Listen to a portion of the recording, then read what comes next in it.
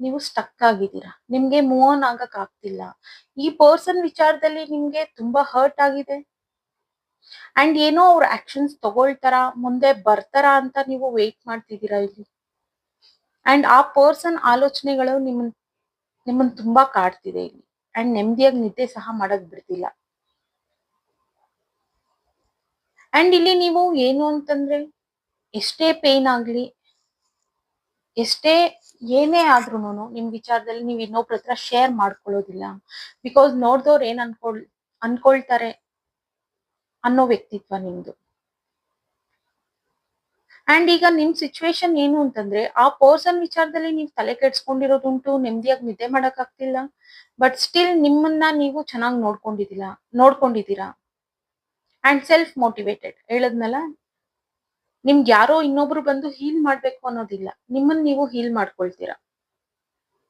And ನೀವು ಸಹ actions ತಗೊಳ್ಳೋ ಚಾನ್ಸಸ್ ಇದೆ. ಬಟ್ ನೀವು ಆ ಪರ್ಸನ್ ಮೇಲೆ ಪ್ರೀತಿ ವಿಚಾರವಾಗಿ ಆ ಪರ್ಸನ್ ಮೇಲೆ ಡಿಪೆಂಡ್ ಆಗಿದ್ದೀರಾ.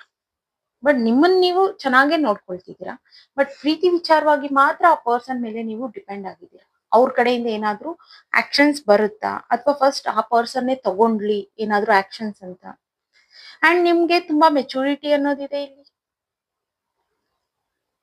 ಅಂಡ್ ನಿಮ್ ಹೆಲ್ತ್ ಕಡೆ ಒಂದ್ ಸ್ವಲ್ಪ ಗಮನ ಕೊಡಿ. ಬಿಕಾಸ್ ಇಲ್ಲಿ ನೀವು ಆ ಪರ್ಸನ್ ಆಲೋಚನೆಯಿಂದ ನಿಮ್ ಹೆಲ್ತ್ ನ ಹಾಳು ಮಾಡ್ಕೊಳ್ತಿದ್ದೀರಾ.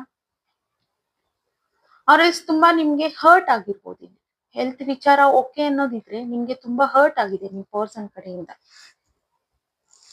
ಅಂಡ್ ಇಲ್ಲಿ ನಿಮ್ ಪರ್ಸನ್ ವಿಚಾರವಾಗಿ ಬಂತು ಅಂತಂದ್ರೆ, ಅವರು ಸೆಟಲ್ಡ್ ಆಗಿರೋದು ಕಮ್ಮಿ.